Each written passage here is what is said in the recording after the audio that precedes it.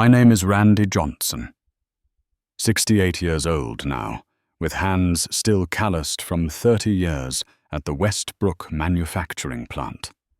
I never thought I'd have much to my name, besides memories and regrets, especially about my son Michael, who hasn't spoken a word to me in 20 years. The divorce took everything, including him. But then I got rich, unexpectedly wealthy from an old investment, and suddenly my phone rang. Michael wanted me at Christmas dinner.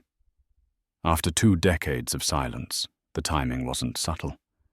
If you've ever had to decide between longing and self-respect, share where you're watching from and subscribe. This journey gets complicated. I met Elaine during my final year of high school in our small Midwestern town. She was beautiful-spirited and dreamed bigger than our little community could contain. I was just a kid who knew how to work hard and fix things. When we got married at 20, everyone said we were too young. Maybe they were right.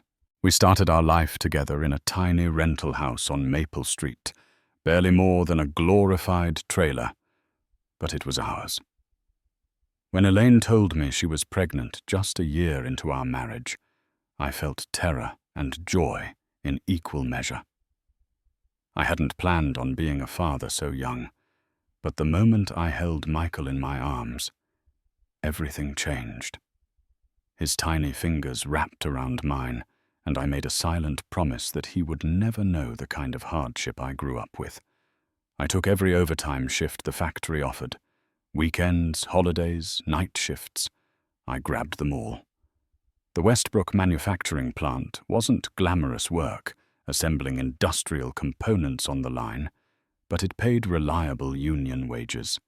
My father had worked there, and his father before him.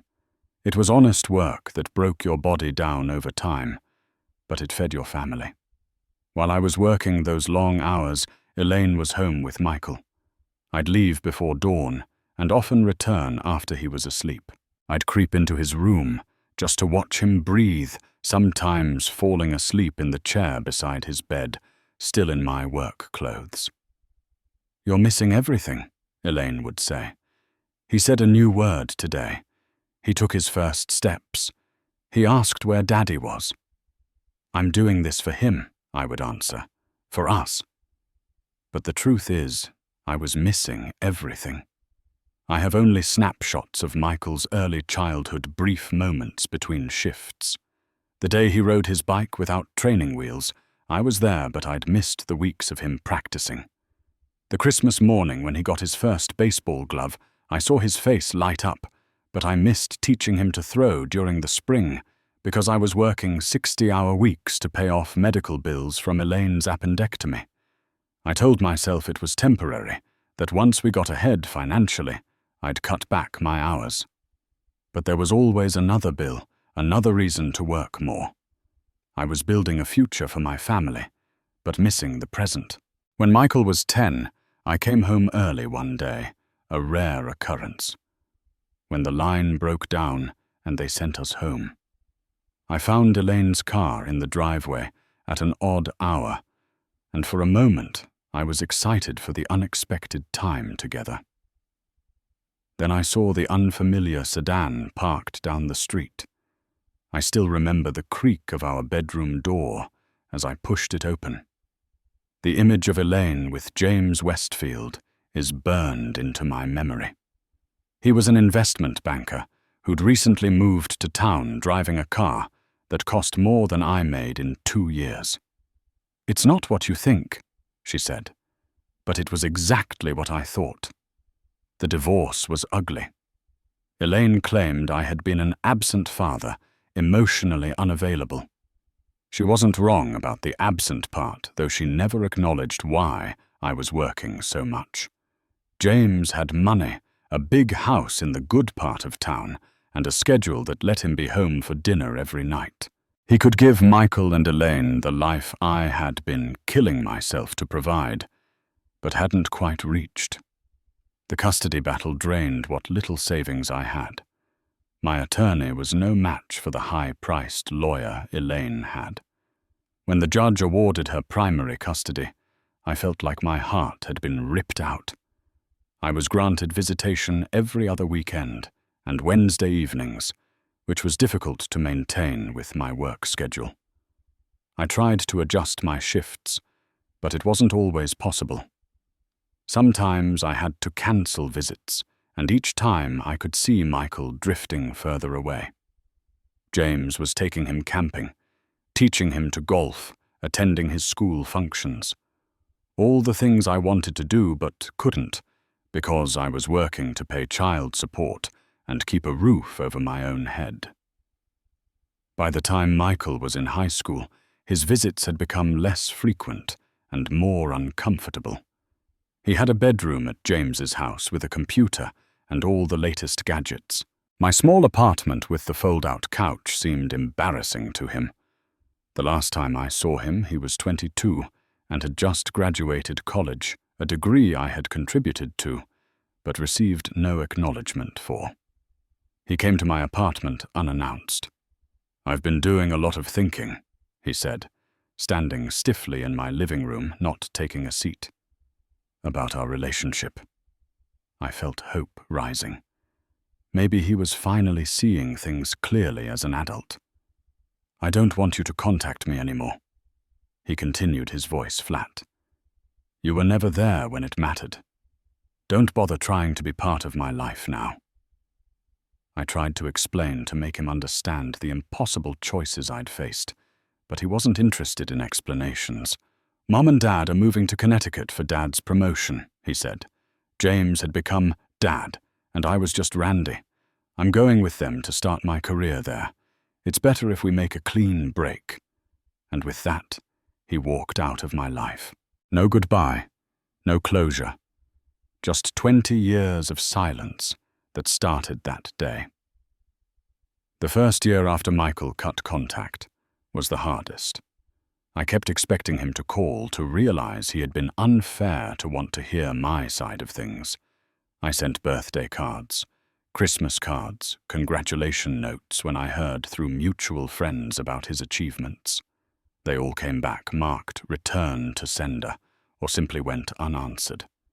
I created an email account just for him and would send messages into the void, never receiving a reply. Eventually, the email provider shut down the inactive account, and I lost even that one-way connection. Frank, my closest friend at the factory, tried to keep my spirits up. "He'll come around," he'd say during lunch breaks. "Kids go through phases. He'll mature and want to know his old man."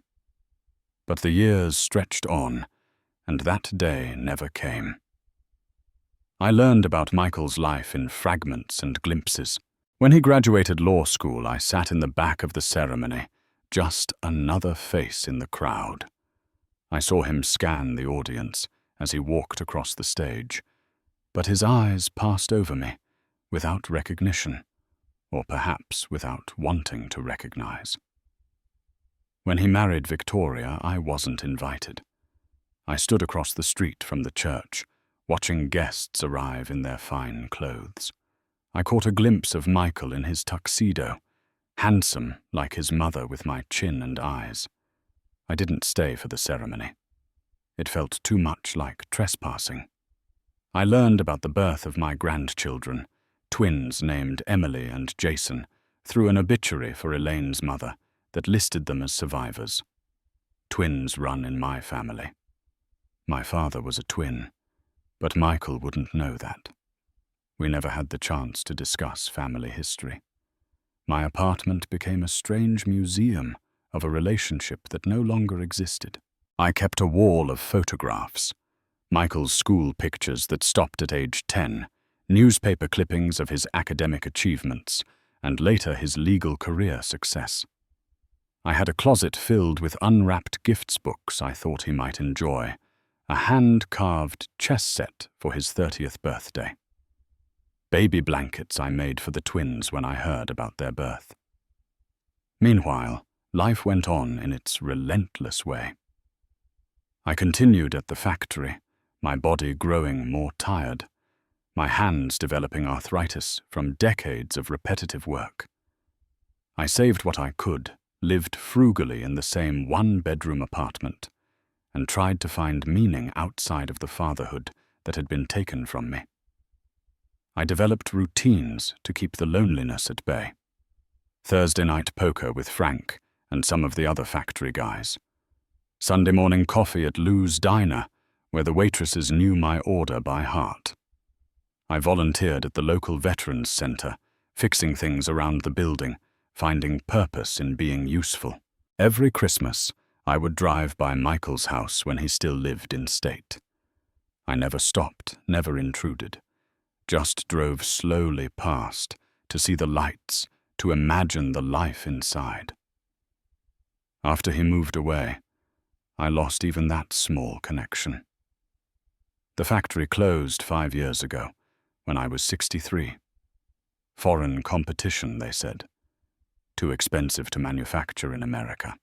300 of us out of work, many too old to start over, too young to retire comfortably. I took night janitor positions at office buildings, stockroom jobs at retail stores, anything to keep afloat. Social security wasn't enough to live on, and my pension from the factory had been reduced during their bankruptcy reorganization.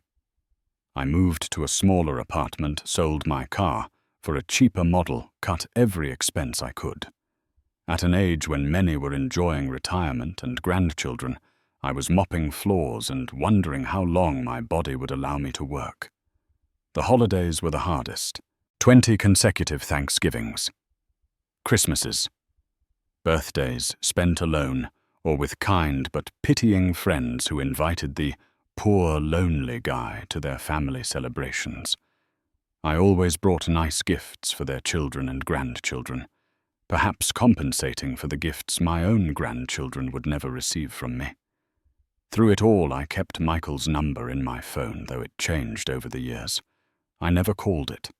The ball was in his court. I had to respect his choice, even if it broke me a little more each year.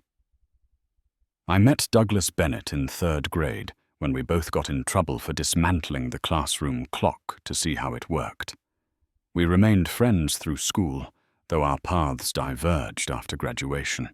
I went to the factory. Doug went to community college for engineering, dropping out after 2 years to pursue his real passion, inventing. Doug moved to California in the 80s, chasing the technology boom. We exchanged occasional letters, later emails, and holiday cards. His messages were always full of enthusiasm about his latest invention, a better mousetrap, a revolutionary can opener, a garage door system controlled by voice before such things were common. None of his inventions made him rich, but he never stopped trying. 15 years ago, he called me excitedly about a water filtration system he'd developed. "Randy, this is the one," he said. "It removes contaminants. Other filters miss works without electricity and costs a fraction to produce. I just need some capital to patent it and build a prototype." I had about $12,000 saved at that point, not much to show for decades of work, but it was my security net. Doug was asking for $5,000. "I can't promise anything," he said honestly. "But if it works out, you'll get your investment back tenfold." I'd heard similar promises from him before, but something in his voice was different this time, more certain. And frankly, what else was I saving for? I had no family to leave it to, no retirement dreams that required much money. "Send me the details," I told him. "If it looks good, the money is yours." I reviewed his plans, which seemed solid to my untrained eye, and sent the check. Then I largely forgot about it. Doug sent updates occasionally, patents pending preliminary testing negotiations with manufacturers, but I filed them away without much thought. Just another of Doug's dreams, I figured. I didn't hear from Doug for almost 2 years before that unexpected call 2 months ago. "Randy, are you sitting down?" His voice was trembling with excitement. I was in fact sitting in my small kitchen reviewing bills and trying to figure out how to stretch my social security check through the month. "What's going on, Doug? We sold the company to PureTech Industries, the global water technology conglomerate." It took a moment to register what he was saying. "The filter company, your invention." "Yes, they're implementing the technology in municipal systems across the developing world, plus consumer models for domestic use. The patent alone was worth millions, but with the manufacturing rights and consulting contract..." He kept talking, but my mind was stuck on that word, millions. "Doug, that's wonderful," I managed to say when he paused for breath. "I'm really happy for you. Happy for us, Randy. Your $5,000. It's worth $4.3 million now. You own 8% of the company, and that translated to exactly $4,326,000 and change." I thought he was joking. Had to be. Things like this didn't happen to people like me. But it wasn't a joke. The next day, Doug's lawyers contacted me. The following week, I met with them in person. Within a month after taxes and fees, I had just over $3 million deposited into accounts I had to create, because I'd never needed investment vehicles before. The experience was surreal. I kept expecting to wake up to find myself back in my apartment with my leaky faucet and thinning carpet. But the bank statements didn't lie, nor did the financial advisor I hired on Doug's recommendation. "Don't make any drastic changes right away," she advised. "Give yourself time to adjust to the new reality." It was sound advice, but I did allow myself one significant change. I bought a modest house in a nice neighborhood, nothing ostentatious, but solid and comfortable, with a small yard and a garage I could set up as a workshop. After 40 years of renting, I owned something substantial. The local newspaper somehow got wind of the story. "Factory worker turns millionaire from friend's invention." The headline read, "They interviewed me, took pictures of me standing awkwardly in front of my new house. I was uncomfortable with the attention, but the reporter was nice, and I figured the story would be forgotten quickly. It wasn't a completely happy time, despite the financial security.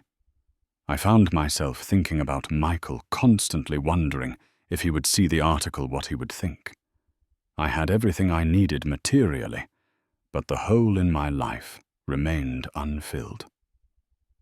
I established the Westbrook Workers' Scholarship Fund, setting aside $500,000 to help children of factory workers attend trade school or college.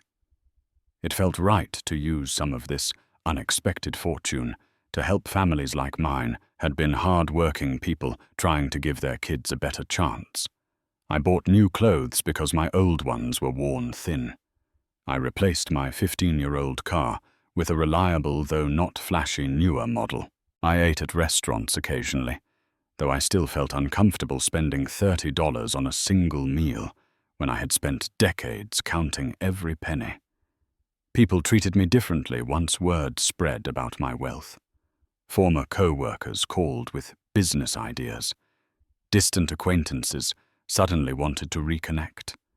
A couple of women from church made their interest known, bringing casseroles and asking if I needed company. I was polite, but kept my distance, uncomfortable with attention that felt tied to my bank account rather than me as a person. Through it all, I kept thinking that money should make me happy, but instead it highlighted what was missing. I had no one to truly share it with, no family to benefit from my good fortune. The envelope arrived on a Tuesday, a standard white business envelope with a return address I recognized immediately, even after all these years. Michael's name in the corner with an address in Connecticut I had never been invited to visit. My hands trembled so badly I had to sit down before opening it. Inside was a formal invitation card, heavy cream-colored stock with embossed lettering. "The Wilson family requests the pleasure of your company for Christmas dinner, December 25th at 4:00 p.m. Below the printed text was a handwritten note in handwriting. I wouldn't have recognized, Dad. We think it's time to reconnect as family and put the past behind us. Michael, Victoria, Emily, and Jason. Dad. He had called me Dad, not Randy. I read the note over and over, tears blurring the words. After 20 years of silence, this simple card represented everything I had hoped for. Yet something felt off about the timing. I called Frank immediately. We'd stayed in touch after the factory closed, meeting weekly for coffee and complaints about our aging bodies. It came right after the newspaper article, I told him, staring at the invitation on my kitchen table. Frank didn't mince words. That's not a coincidence, Randy. You know that, right? I did know, but part of me wanted to believe otherwise. Maybe the money just made him think about mortality, about wasted years, I suggested weakly. Or maybe they need cash, Frank countered. You said he's a lawyer, right? Those twins must be college age now. Ivy League don't come cheap. I spent the next week in a state of emotional turmoil. I wanted so desperately to see my son, to meet my grandchildren, to have some version of the family I'd lost. But I couldn't shake the suspicion about the timing, the sudden interest after my financial status changed. I did some digging. It wasn't difficult in the internet age to learn about Michael's life. His law firm website showed him as a partner specializing in corporate law. Social media accounts revealed an affluent lifestyle, nice house, luxury cars, vacations in Europe. The twins, now 18, had their own public accounts, showing private school uniforms and expensive hobbies. But there were cracks in the perfect facade. Through a mutual acquaintance from our hometown, who had relocated to the East Coast, I learned that Victoria's father's investment firm had collapsed amid scandal the previous year. More online research revealed a refinancing on their house 6 months ago, and a listing for their vacation home in Vermont that had recently been withdrawn from the market, suggesting they'd tried to sell but couldn't get their asking price. The timing of the invitation coming just 3 weeks after the newspaper article about my windfall seemed increasingly suspicious. I barely slept as Christmas approached. My therapist, yes, I had started seeing someone to help process the emotional whiplash of sudden wealth and potential family reconciliation, advised caution. What do you want from this reunion? She asked. Be clear about your expectations. What did I want? To see my son's face. To meet my grandchildren. To understand why 20 years of my attempts at contact had been ignored, but now I was suddenly welcome. I wanted genuine connection, not a transactional relationship based on my new financial status. Despite my suspicions, I accepted the invitation. I bought gifts for grandchildren I'd never met, thoughtfully selected items rather than simply expensive ones. For Emily, who appeared to be artistic based on her social media, I found a professional set of drawing supplies. For Jason, who seemed interested in music, a vintage record player with a collection of classic vinyl I thought a young person might appreciate. For Michael and Victoria, I purchased a modest but elegant crystal decanter set. I considered including a check testing, whether that was what they really wanted, but decided against such a cynical move. I would go with an open heart but clear eyes. I got a haircut, bought a new suit that actually fit properly, and practiced what I might say when face to face with the son I hadn't spoken to in 2 decades. I packed a small box of mementos, returned cards, newspaper clippings of Michael's achievements I'd saved photos from when he was young, unsure if I would share them, but wanting them with me. As Christmas approached, my emotions swung between excited anticipation and dread. What if this was just about money? What if it wasn't? But I was too suspicious to recognize genuine reconciliation. What if seeing my son reopened wounds that had barely scabbed over after 20 years? The night before Christmas Eve, I stood in my new house, surrounded by comfort. I'd never expected to have, and felt more alone than ever. The drive to Connecticut took almost 3 hours through light snow that dusted the landscape like a scene from a holiday card. I had mapped the route carefully, not wanting any delays or wrong turns to make me late for this crucial meeting. Michael's house was in an affluent suburb, the kind of neighborhood I had never imagined visiting, let alone having family in. As I turned onto his street, I saw large colonial houses set back from the road, elaborate Christmas displays in many yards, luxury cars in driveways. Michael's house was one of the largest on the street, a 3-story white colonial with black shutters, a circular driveway, and professionally installed holiday lighting outlining every architectural feature. I parked my new but modest sedan behind a Mercedes SUV and a BMW. The contrast wasn't lost on me. My entire house could fit in their 3-car garage. I gathered the carefully wrapped gifts from the passenger seat, checking my reflection in the rearview mirror. The face that looked back at me was lined with age and anxiety, my hair more grey than brown, now my eyes carrying 2 decades of loss. "Just be yourself," I whispered, though I wasn't sure who that was anymore, the struggling factory worker or the unexpected millionaire. The walkway to the front door was heated clear of the snow that covered the rest of the yard. A large wreath with a monogrammed W hung on the glossy black door. I stood there for what felt like minutes, gifts in hand, heart pounding so loudly, I thought they might hear it inside. Finally, I pressed the doorbell. Hearing an elaborate chime sequence echo inside, footsteps approached, and then the door swung open. Michael stood before me, 20 years older than when I'd last seen him. His hair was styled differently, shorter and professionally cut. He wore a cashmere sweater and tailored slacks that probably cost more than my monthly income had been before my windfall. But his eyes, they were still my eyes. The shape of his face still echoed mine. "Dad," he said, the word sounding foreign on his lips. "You made it. Not 'it's good to see you' or 'I've missed you.' Just acknowledgement of my arrival as if I were any expected guest." "Michael," I replied, my voice steadier than I expected. "Thank you for inviting me." He stepped back to let me in, taking the packages awkwardly. "Let me help with those."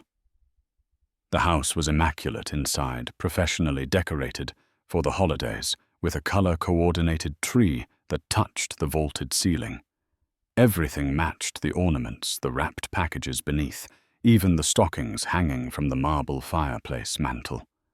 A slender woman, with expertly highlighted hair and a designer dress, approached her smile, not reaching her eyes. "You must be Randy," she said, extending a manicured hand. "I'm Victoria. We've heard so much about you." It was a lie, of course. What could they have heard when there had been no contact? Unless it was the old stories from Elaine, tales of my failures and absences. "Nice to meet you," I replied, shaking her hand. "Your home is beautiful." Her eyes assessed me, taking in my new but clearly not designer clothes, my still calloused hands perhaps calculating my net worth against their needs. "The children are so excited to meet their grandfather," she said, emphasizing the role I had never been allowed to fill. As if on cue, 2 teenagers entered the room. They were both tall and slender, like their mother, but I could see echoes of myself in the boy's jaw and the girl's eyes. My grandchildren strangers to me. "Emily, Jason, this is your grandfather," Michael said formally, as if introducing business associates. The twins approached cautiously. Emily, with long, dark hair and an artist's observant eyes, offered a polite smile. Jason, lanky and slightly awkward as teenage boys often are, nodded uncertainly. "Hi," Emily said. "Nice to finally meet you." Finally. The word hung in the air, a reminder of all the lost years. "We have a lot of catching up to do," I replied, trying to keep my voice steady. "I've been looking forward to meeting you both for a very long time." Victoria ushered us into the formal dining room, where a table was set with fine china and crystal. 3 other couples were already seated, along with several more teenagers. Michael introduced them rapidly, saw partners, neighbors, friends from their country club. I forgot their names immediately, overwhelmed by being thrust into a social gathering when I had expected a family reunion. Dinner was elaborate and delicious, though I barely tasted the food. The conversation flowed around me. Discussions of vacation homes and private school applications, stock portfolios, and country club politics. I sat quietly watching Michael navigate this world, so different from the one he'd been born into, so far from the factory town, where I'd raised him for his first 10 years. Then the questions began directed at me, with increasing frequency as the meal progressed. "So Randy," said one of Michael's colleagues, a sleek man with expensive glasses. "Michael tells us you've come into some money recently. Quite the change of fortune." I glanced at Michael, who studied his plate intently. "Yes," I said simply. "An old investment paid off unexpectedly." "In the technology sector?" another guest asked. "Water filtration," I replied. "Smart." The man nodded approvingly. "Clean water is the future. Are you diversifying now, real estate securities?" Before I could answer, Victoria jumped in. "Randy, you must tell us about your financial advisor. We're always looking for good wealth management." And so it continued. Questions about my portfolio, my tax strategy, my estate planning. Not once did anyone ask about my life before the money, my years at the factory, my interests or passions. I was not Randy Johnson, father and grandfather. I was a balance sheet, a potential resource. Michael participated in this line of questioning, though less directly than Victoria. He mentioned the twins' college plans. Emily's considering art school, though of course the top programs are quite competitive and expensive. He brought up their vacation home. "We've been thinking of selling the Vermont place. The maintenance is becoming a bit much." Each comment seemed calculated to highlight expenses needs, opportunities for financial assistance. The grandchildren were mostly quiet, occasionally looking uncomfortable with the transparent direction of the conversation. At one point, Jason asked me, "Did you ever try to visit us when we were little?" "Mum said you lived too far away." Victoria quickly interrupted. "Jason, that's not appropriate dinner conversation." "I tried," I said anyway, looking directly at my grandson. "Many times." Michael cleared his throat loudly. "Dad, Victoria and I were thinking it would be wonderful if you could help set up college funds for the twins. Make up for lost time, in a way." And there it was, the real purpose of the invitation laid bare. Victoria nodded enthusiastically. Family should support each other. The twins have such bright futures ahead of them. I looked around the table at these affluent people, at my son, who hadn't spoken to me in 20 years, at his wife, who was already spending my money in her mind. I thought about the factory closing, about friends who lost homes and couldn't send their own children to community college, let alone prestigious art schools. I reached down beside my chair and lifted the box of mementos I had brought. Without a word, I opened it and began laying out its contents on the table beside the fine china and crystal glasses. Birthday cards returned unopened. Newspaper clippings of Michael's law school graduation, his firm promotion, photos of the house where he grew up, a handwritten letter I had sent when the twins were born, never acknowledged. "What are you doing?" Victoria asked, her voice sharp with embarrassment, as her guests watched with uncomfortable fascination.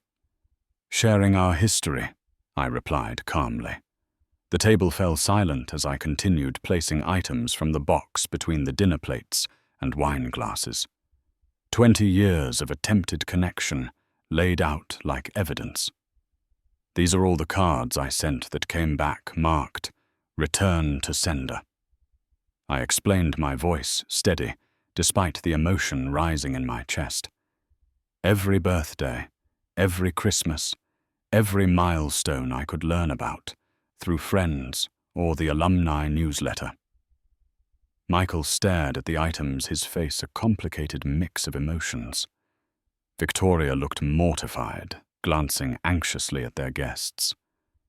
"Perhaps this isn't the best time," she said tightly. "When would be a better time?" I asked. "After 20 years, I think we've waited long enough for honest conversation." I turned to the twins, who were watching with wide eyes. "I'd like to talk to my grandchildren, if that's all right, just for a few minutes." Something in my tone made Victoria hesitate before objecting. Michael nodded slightly, and I moved to sit in an empty chair between Emily and Jason. "I want to tell you about your father when he was your age," I said gently. "He was smart, like both of you. He loved fishing, even though he was terrible at it. He could never sit still long enough to wait for the fish to bite." I pulled out a faded photograph of Michael at 12, proudly holding a small bass, his smile real and genuine. The twins leaned in to look. "Dad had hair," Jason exclaimed, breaking the tension. A ripple of nervous laughter went around the table. "He was the first in our family to go to college," I continued. "I worked double shifts at the factory to help with tuition, even after your grandmother and I divorced." I shared stories about Michael's childhood, the treehouse we built together, his paper route, the science fair project that won first place.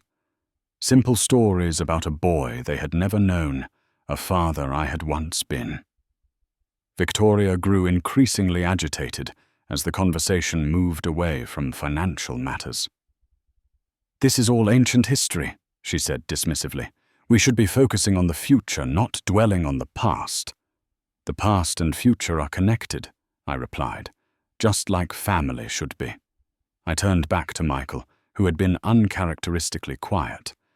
"I drove by your house every Christmas for years before you moved east. I never stopped, never intruded. I just wanted to feel close to you, even if only for a moment." Michael looked away, but not before I saw something shift in his expression. Victoria jumped in again. "Let's talk about something more positive. Randy, you mentioned setting up college funds for the twins." "I've already done that," I said quietly. The room went still. "You have?" Michael asked, the first genuine reaction I'd seen from him all evening. "Yes. The day after I received your invitation, I established trust funds for both Emily and Jason. They'll each have access to enough for any college they choose, plus something to start their adult lives.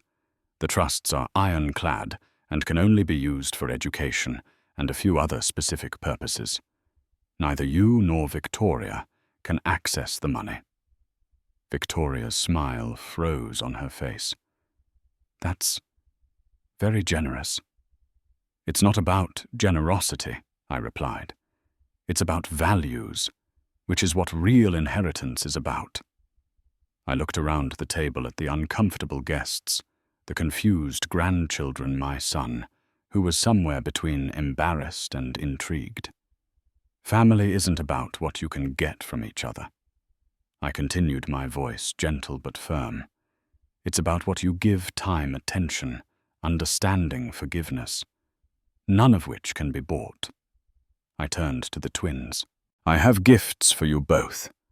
Not expensive ones, though I did try to choose things you might enjoy based on your interests. What I'd really like to give you, if you're willing, is a relationship. A chance to know each other, no strings attached." Emily spoke up, her voice soft but clear. "Mum and Dad said you never wanted to be part of our lives before."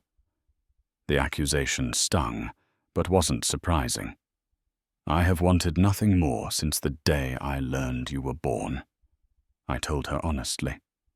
"Ask yourselves why, after 20 years of silence, the invitation came only after the news about my financial situation changed." Victoria stood abruptly. "I think it's time for dessert. Emily, Jason, help me in the kitchen." The twins hesitated, looking between their mother and me. "It's okay," I assured them. "We have time to talk later if you want to." As they followed Victoria to the kitchen, the other guests made awkward excuses to step outside for air or visit the restroom. Sensing the family drama unfolding was not dinner entertainment. Michael and I were left alone at the table. "That was unfair," he said quietly. "What part?" I asked. "The part where I showed that I tried to contact you for 20 years, or the part where I called out the real reason for this sudden reunion?" He had no immediate answer. After a long moment, he sighed. "Things haven't been easy lately." "They never are," I replied. "I worked 60-hour weeks most of your childhood to keep food on the table. I lost everything in the divorce, including you. I was laid off at 63 and took night janitor jobs to survive. Life isn't easy for anyone, Michael." "Victoria's father lost everything," he admitted. "He made some bad investments, possibly illegal ones. The firm collapsed.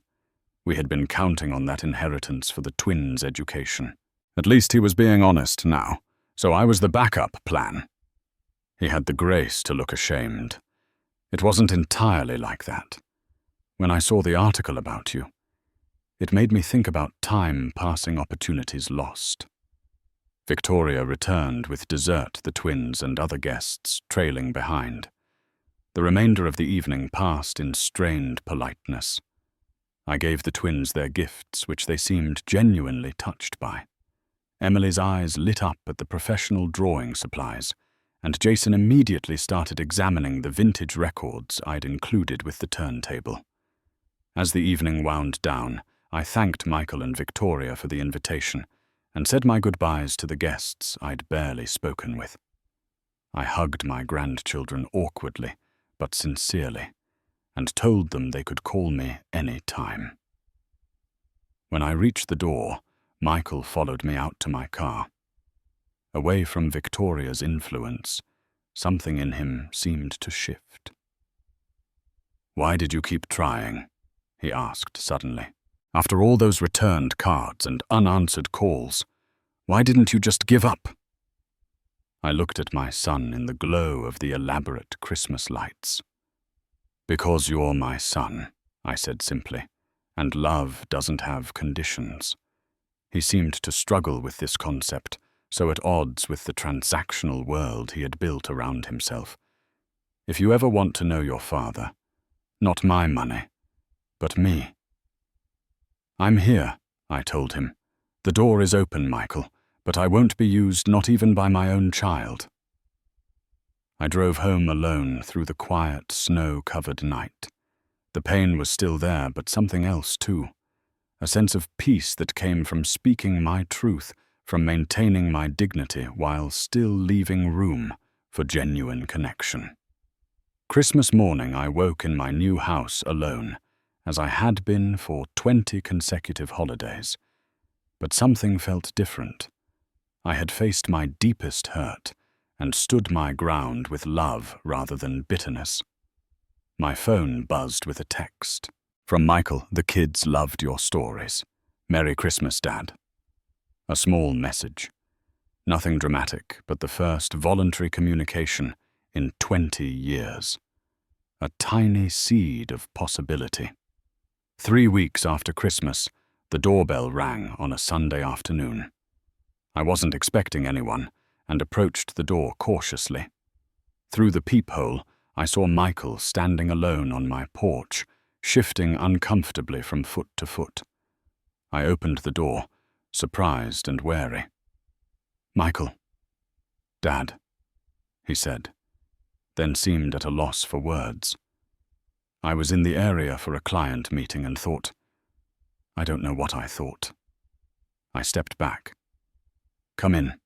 It's too cold to stand out there." He entered my home, glancing around with poorly concealed curiosity. I'd decorated simply but comfortably quality furniture, built to last family photos, including some of him as a child, bookshelves filled with volumes I'd always wanted to read, but never had time for. "Coffee," I offered. "Please." We moved to the kitchen. The awkward silence broken only by the sounds of me preparing coffee. When I handed him a mug, our fingers brushed briefly. "Victoria doesn't know I'm here," he said suddenly. I nodded unsurprised. I figured as much. After you left on Christmas, things were tense.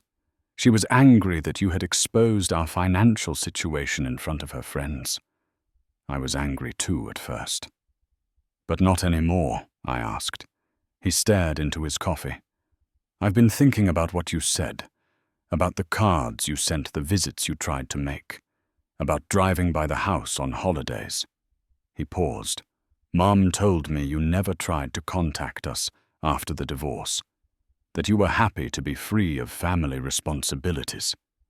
The pain of that lie was still sharp, but I kept my voice calm.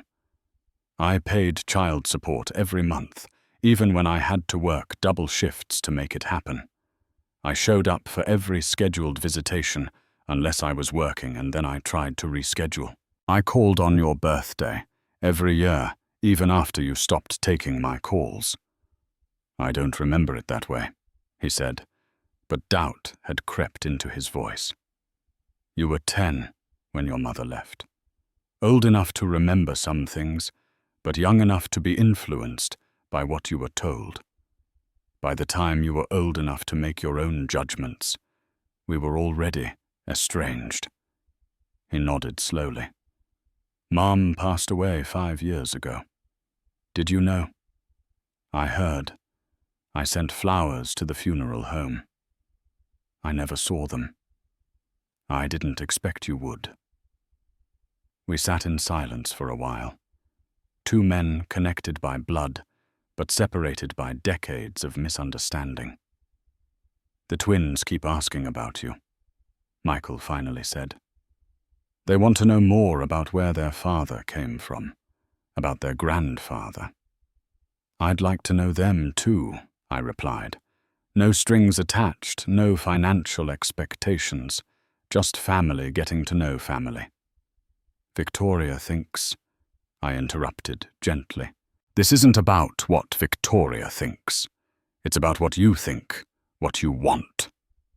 He seemed startled by this perspective, as if unaccustomed to separating his thoughts from his wife's. "I think," he said slowly, "that I'd like to try fishing again. With you. Like we used to." It was such an unexpected request that it took me a moment to process. "I'd like that," I finally said, my voice thick with emotion. We made tentative plans to meet the following weekend. Not at his house, not with Victoria or the twins, just the two of us, attempting to reconnect over an activity we'd shared before everything fell apart. As he prepared to leave, he paused at the door. "I'm not asking for money, Dad. I want you to know that." "I know," I replied. "That's why we're talking right now." 6 months have passed since that first private meeting. Michael and I fish together twice a month now, sometimes talking, sometimes just enjoying the quiet. The twins visit me occasionally, getting to know their grandfather gradually. Emily shares her artwork with me. Jason discovered my old record collection and has been digitizing it, learning about music from before he was born. Victoria remains cool and distant, but she's stopped objecting to the family connection. Perhaps she's realized that fighting it would only push Michael further away. Or perhaps she's still hoping that eventual financial benefits will follow the emotional reconnection. What she doesn't understand, but Michael is beginning to, is that money isn't what makes life rich. I've found more joy in these months of rebuilding relationship than in all the material comfort my unexpected wealth provided. Michael has started helping me with the Scholarship Foundation, offering legal advice and assistance with structure and governance. It's given us a project to work on together, something meaningful that benefits others. The trust funds for the twins remain intact, untouched until they'll be needed for education. But I've been clear with Michael that my estate planning includes significant charitable donations. What family receives will come with responsibility to continue the foundation's work. There's no perfect Hollywood ending to this story. 20 years of estrangement aren't erased in 6 months. But there are bridges being built, understanding growing on both sides. I've learned that sometimes rejection leads to wisdom, that standing your ground with dignity can create space for authentic connection. Michael is learning that true family transcends financial transactions, that relationships built on respect and honesty outlast those founded on material advantage. And perhaps the most important lesson is that it's never too late to begin again, not with blind trust, but with open eyes and an open heart. If you've ever had to make difficult choices between longing and self-respect, between forgiveness and enabling bad behavior, share your experience in the comments. How did you find that delicate balance? What would you have done in my situation? Sometimes the hardest family decisions teach us the most about ourselves. Subscribe if you'd like to hear more stories about healing family wounds. And remember that while blood makes us related, loyalty and respect make us family. Thank you for joining me on this journey, and may you find the strength to maintain both dignity and love in your own relationship.